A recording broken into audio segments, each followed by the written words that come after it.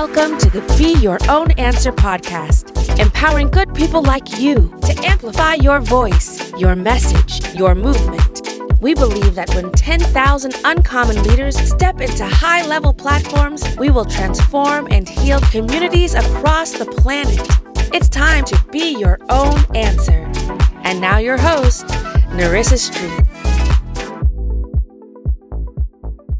Welcome to Redefining Good, the Be Your Own Answer series about effective change. In today's episode, I explain that every superhero has a weakness.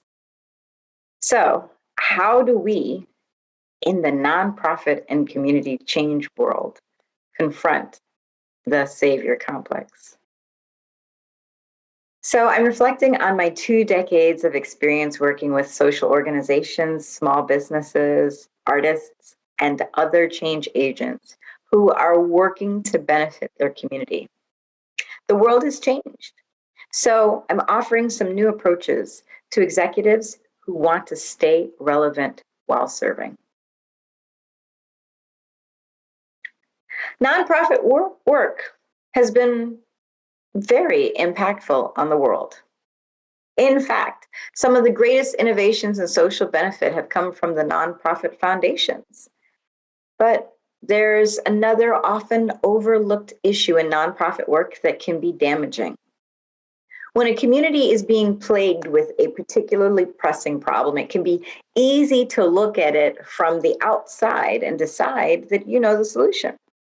Your enthusiasm to help is admirable, but without the context and contribution given by the people in the community you want to serve, your solution could cause more issues. The most terrifying example of this is the whole invisible children debacle that ended with the Coney 2012 video. If you don't know what that is, go ahead and Google it if you're unaware. This is a big example of the Savior Complex. It shows up the most publicly in nonprofit and community change work, where nonprofit founders and staff quickly attack issues from a sense of the expert helping the victim. But the mindset that created this complex has a more basic source. The Savior Complex is born out of your impatience. We would love for our most pressing issues to be solved quickly. Sure. Why not, right? An illustration of how this is how we address high blood pressure in this community. It's usually first addressed from the standpoint of medication instead of a changed diet. But high blood pressure has been scientifically linked to lifestyle and dietary choices. But here's the truth. How many people are willing to drastically shift their lives and wait for results instead of take a pill each day despite the side effects? If you don't know what the side effects to those pills are, go look those up too. Want more inspiration in the palm of your hand? Pick up Nerissa's copy of 31 Days of Yes and have it delivered straight to your device. Get it at beyouronanswer.com/get31days. How many times have we attacked a problem with enthusiasm instead of research and strategy? And then we face the problem again. As a community advocate, how many times have you seen people come into your community with a solution, and then when it didn't work out in the first 2 years, they disappeared? Your solution, if it really fits, will need to take time to root.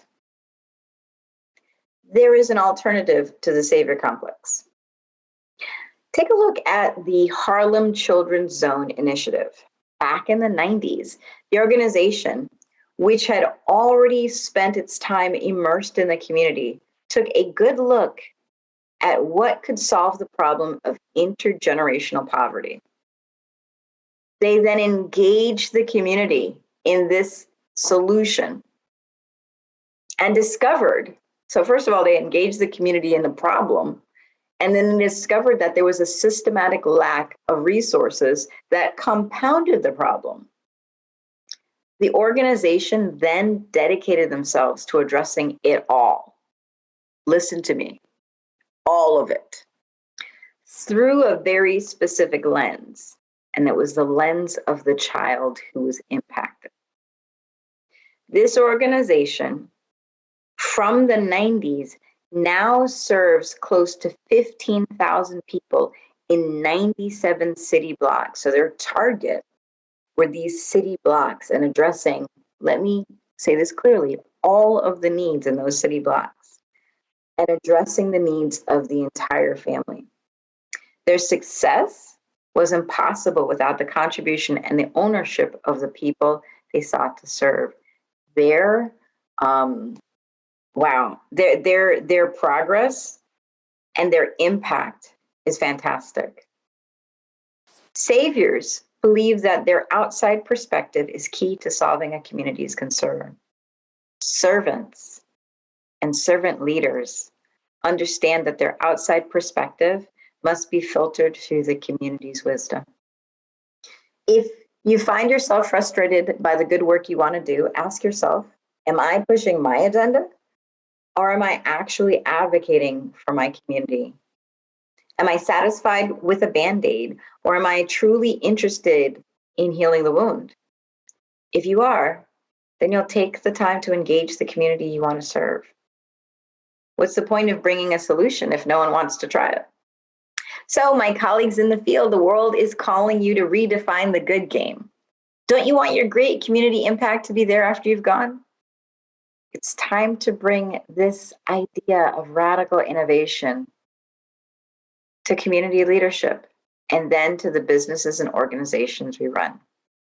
The next episode in this series is Nonprofit is a Myth, or Why You Didn't Get the Grant. Subscribe to this podcast here and turn on notifications so you don't miss an episode. And tell me your thoughts about this series. Comment on our YouTube page or send a direct email to beyourownAnswer@gmail.com. Catch us again. Thank you for listening to the Be Your Own Answer podcast. Share this episode with someone who needs it. Find us at beyourownAnswer.com.